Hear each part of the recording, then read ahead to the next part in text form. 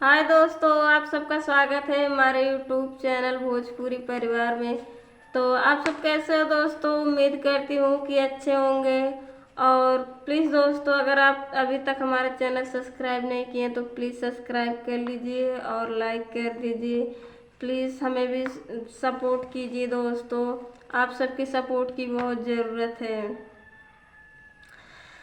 पहिले से ज्यादा रही न चकलेटी, अरे दुए महीना में बनल बा पेटी।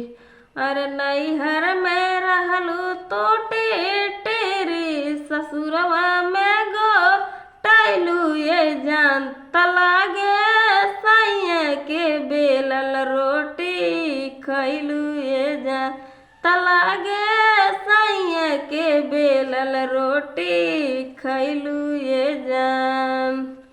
कवन विटामिन तोहर पियवानु हो पियले बड़े, सेव सेव दानी लागे जम के नु हो कैले बड़े।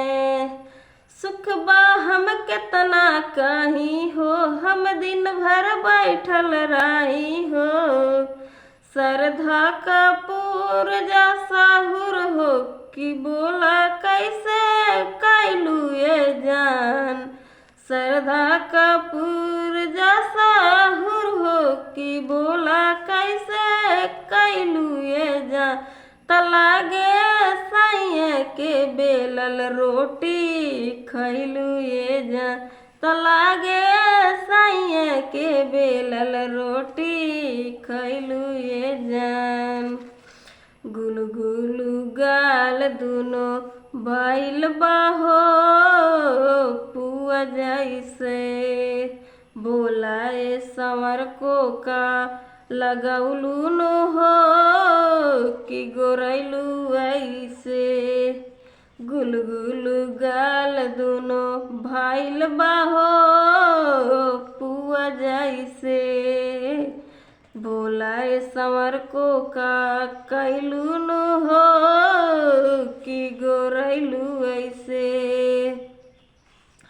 अरे सोनू के करदानी हई पानी है जवानी के, अरे सोनू के करदानी के ई पानी है जवानी के।